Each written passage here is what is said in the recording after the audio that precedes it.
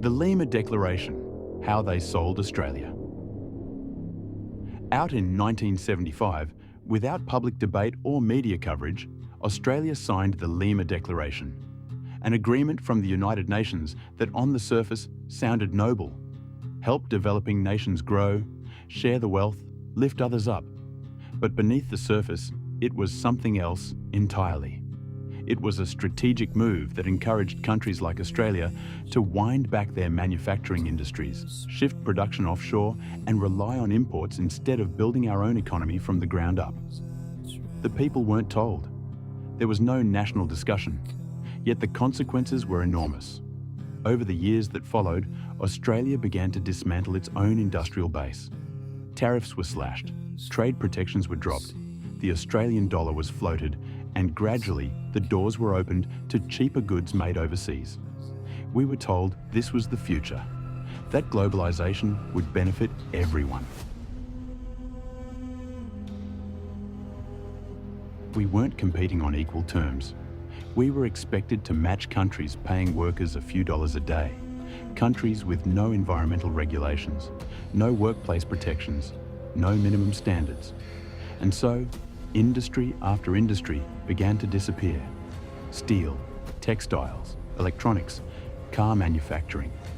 Towns that once thrived on skilled labour saw factories shut down, jobs vanish, and futures thrown into uncertainty. Australia didn't stop needing these products. We just stopped making them. We became dependent on global supply chains. And when those chains were disrupted, like during the COVID pandemic, we saw how vulnerable that made us. Essential goods couldn't get through, medical supplies ran low, supermarket shelves emptied. It raised a simple but powerful question: why don't we make things here anymore? Part of the answer goes back to the Lima Declaration. It marked a turning point, a shift in policy that prioritized international alignment over domestic strength. It wasn't just a change in economics, it was a change in mindset. The idea that Australia didn't need to be a country that produced, only a country that consumed. Today, the effects are still felt. We rely on other nations for fuel, technology, medicine, even defense equipment. We've lost trades, we've lost skills, and we've lost a degree of self-reliance that used to be part of our national character.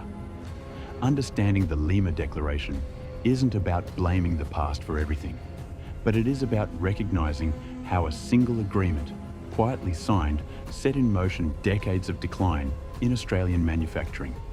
And that's something every Australian deserves to know.